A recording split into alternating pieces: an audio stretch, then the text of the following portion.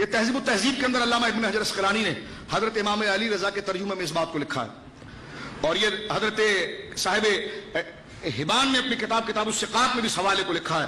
ذرا توجہ سے اس بات کو آپ سنیے، اور اس میں یہ بات موجود ہے. ایک نہیں 5 محدث. کتنے بولیے؟ 5 محدث.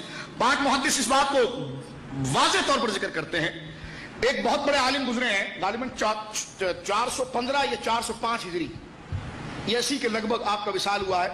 صاحب صحیح ابن خزیمہ، امام ابو بکر بن خزیمہ، ہم نے اس میں یہ حوالہ بھی پڑھا ہے. امام ابو بکر بن خزیمہ، نام سن رہے ہو؟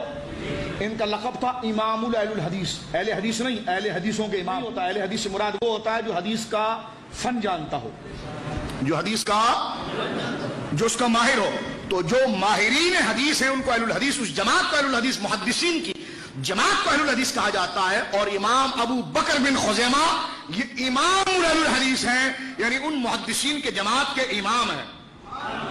ان کی حدیث شریف میں پوری ایک کتاب ہے صحیح ابن خزیمہ. جیسے صحیح بخاری ہے نا، صحیح ابن، بولیں صحیح ابن.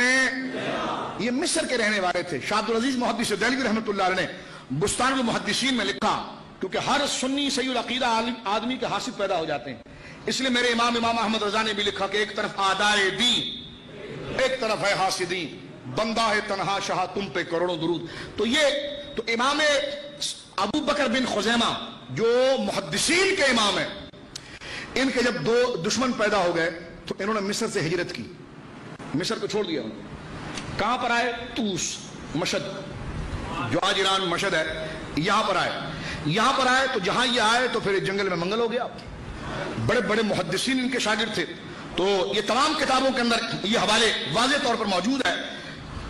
علامہ ابن حجر اسقلانی تہذیب و تہذیب کے اندر اس بات کو لکھا ہے، سمعت ابا بکر محمد بن معمل بن الحسن بن عیسیٰ یقول، محدثین کی جماعت کہتی ہے، خرجنا مع امام اہل الحدیث ابی بکر بن خزیمہ. محدثین کی جماعت کہتی ہے کہ ہم ایک دفعہ اہل حدیثوں کے امام ابو بکر بن خزیمہ کے ساتھ ہم چلے. وعدیلہ، اور ان کے ہم اثر جتنے محدث تھے، ان کے ہم اثر، ان کے زمانے کے جتنے بڑے بڑے عالم تھے جو ان سے علم میں بڑے متاثر تھے، ان کو لے کر امام ابو بکر بن خزیمہ نکلے. جب نکلے تو کہاں نکلے؟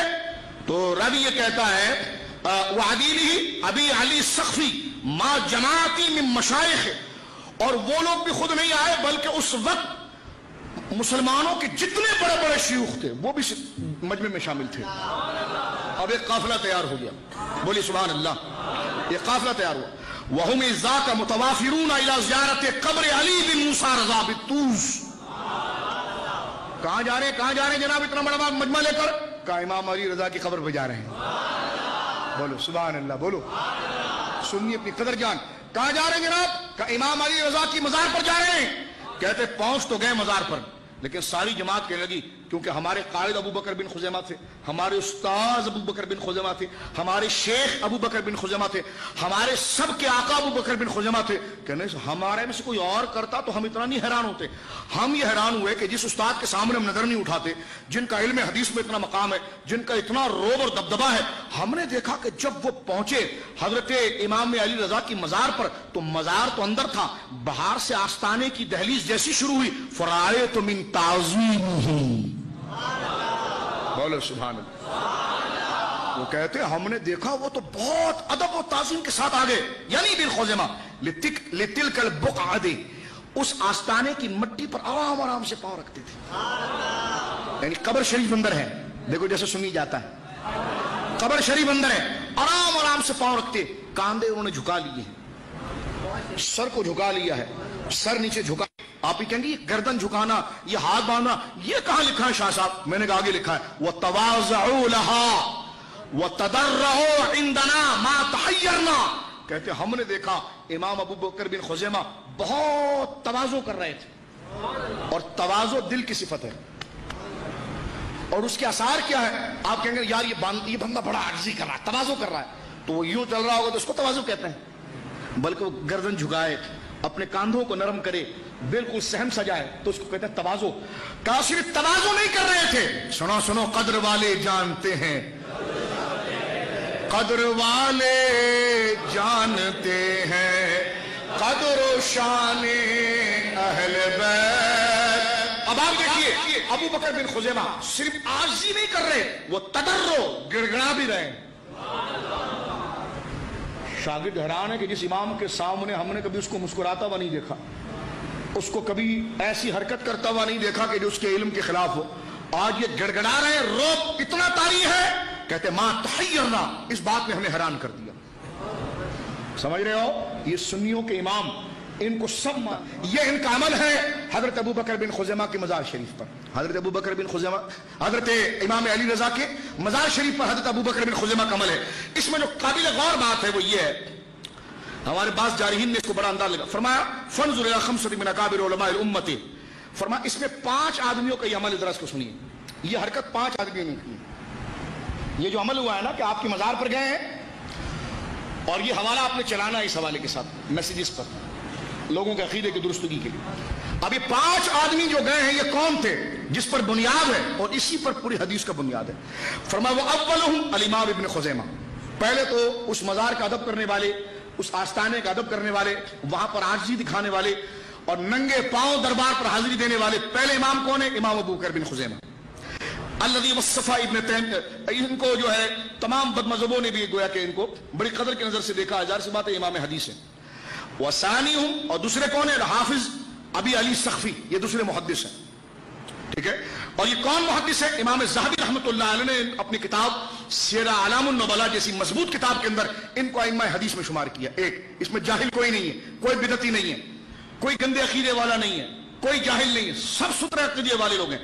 तीसरा कौन है, फरमाया व सालिसुन शेखुल हाकिम वो मोहम्मद बिन अल मुअम्मिल बिन हसन बिन ईसा इब्ने मारजिस, ये चौथे मुहद्दिस हैं। और इनके बारे में इमाम ज़हबी ने इस बात को लिखा है कि ये अपने वक्त के बहुत बड़े आलिम थे। और 5वें इमाम कौन है, फरमाया चौथे इमाम, बल्कि ये जो इमाम जर्जिस का हवाला, इनके बारे में इमाम ज़हबी लिखते हैं कि ये रईस नेशापुर, ये नेशापुर के अइम्मा में बहुत बड़ा मर्तबा रखते थे, बना दारुल मुहद्दिसीन, ये इतने बड़े आलिम थे, इन्होंने हदीस का एक मदरसा बनाया था। वो अदरा अलैहिम अर्ज़ाक़, और अल्लाह ने माल भी दिया था, तो ये दूर दूर से लोग पढ़ने आते हैं, उनको खाना भी खिलाते थे। और फरमाया वो काना अबू अली हाफिज अली तारीख अहमद बिन हम्बल, और ये इतने बड़े आलिम थे कि इनको हजरत इमाम अहमद की तारीख पर बड़ा उदूर हासिल था। चौथे इमाम अल हाकिम साहिब मुस्तदरक, जिनकी हदीस की किताब है मुस्तदरक, तो ये अपनी जगह पर एक सुतून है, यूं समझिए कि इस्लाम की छत इन 5 पर रुकी हुई है। इन लोगों ने, इनसे यह अमल साबित है, किताबों से कात में भी है और दिगर और किताबों के अंदर भी यह अमल इस हवाले से साबित है कि इन्होंने हजरत इमाम अली रजा के दरबार पर हाजिरी दी, और हाजिरी दी इंतहाई आजिज़ी के साथ, इनकिसारी के साथ, तदर्रो के साथ, गड़गड़ाने के साथ। और अमल क्या था, आप कहेंगे नहीं ये तो सिर्फ हाजिरी दी देना, वहां कुछ मांगा थोड़ी उन्होंने, आप तो जाकर मांगते भी है। तो इस पर आप सुनिए, इस पर अल्लामा इब्न हिबान ने बड़ी प्यारी बात लिखी है। वो ये कहते हैं कि इन बुजुर्गों का ये अमल रहा इन समेत। वो फरमाते हैं, इस हवाले से फरमाते हैं कि कद ज़ुरतु मिरारन कसीरन, मैं बहुत दफा आपकी मजार की ज़ियारत के लिए गया। आगे सुने, वमा हल्लत बी शिद्दा फी वक्त मकाम बितूस, फरमाते जब मैं तूस में रहता था और मुझ पर कोई मुश्किल आती थी, फजूर तो कब्र अली बिन मूसा सल्लल्लाहु अलैहि जद्दे वाले है, तो मैं मुश्किल आती थी तो मैं इमाम अली रजा दुरूद हो उनके दादा पर और उनके ऊपर, मैं उनकी मजार शरीफ पर जाता। वह दाऊतुल्लाह इजारतुहा अन्नी इल्ला उस्तजीबुली व ज़ालत अन्नी तिल्क शिद्दा, मैं जाकर वहां पर दुआ करता, दुआ करके चेहरे पर हाथ नहीं लगाता कि अल्लाह रब्बुल आलमीन मेरी मुश्किल हल कर देता था। फरमाया वहादा शैउन जर्रबतुहु मिरारन फवजदतुहु कज़ालिक, फरमाया ये एक दफा की बात नहीं है, जब भी ऐसा होता था फवजदतु कज़ालिक, हर दफा मेरी दुआ इतनी जल्दी मकबूल हो जाती थी। तो ये है